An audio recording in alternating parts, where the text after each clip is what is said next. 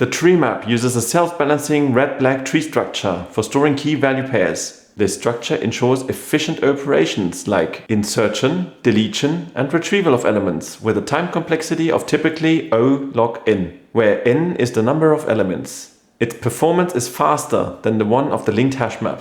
TreeMap sorts keys based on a natural ordering or a custom comparator. This means that elements are not iterated through in the natural order they were added.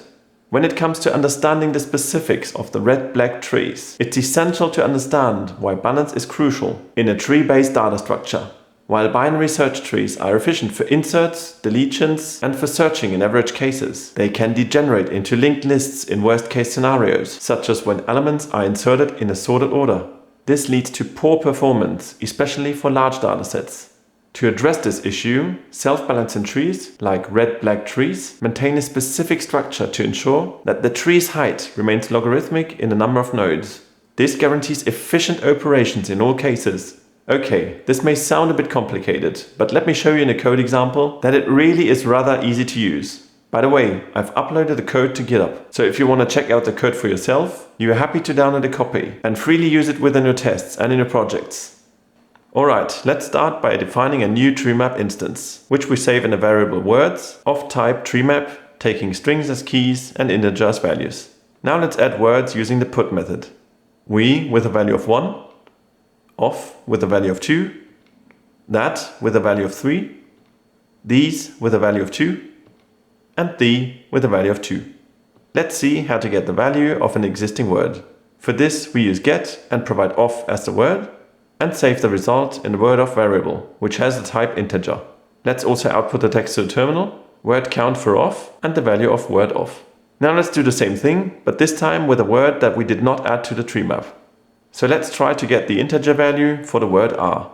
Let's also print the text to the terminal, word count for r, and the value of word r. Now let's take a look at what this looks when executing the application. Let's build and run the application.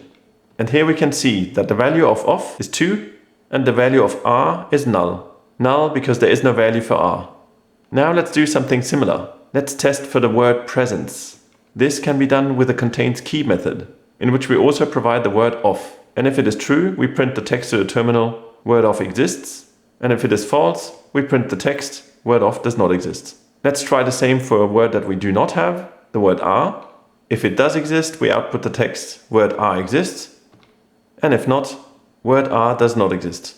Okay, let's build and run the application. And here we can see the word off exists and the word r does not exist. Now let's quickly take a look at how to remove words. Let's first check the size of the tree map by using the size method. Then we use the remove method and provide off as a parameter. And then we count the tree map again. Let's quickly build and run the application.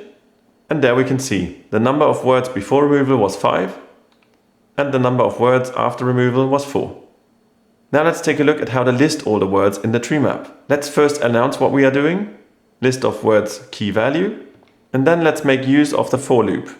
Here we first get the entry set of the tree map, and in every iteration we access the word over the word variable of type map entry, having string keys and integer values. Now let's print the key and the value in every iteration.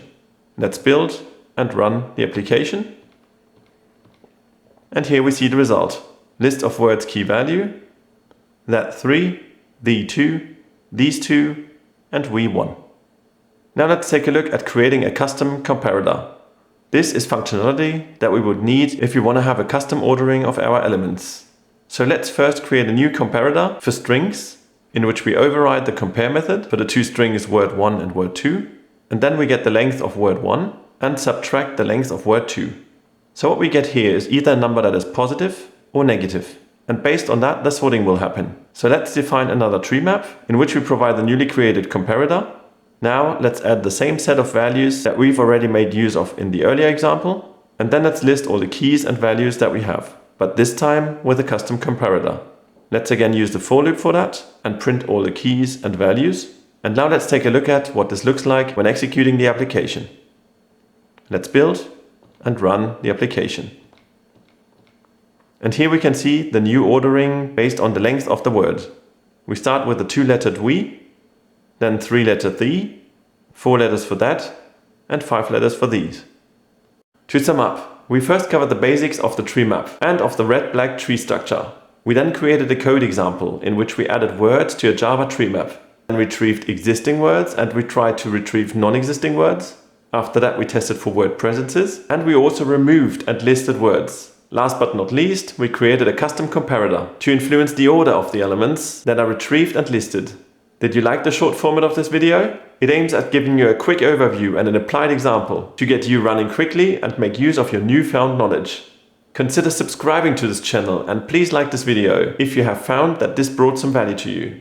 Thank you very much for watching and see you in the next video.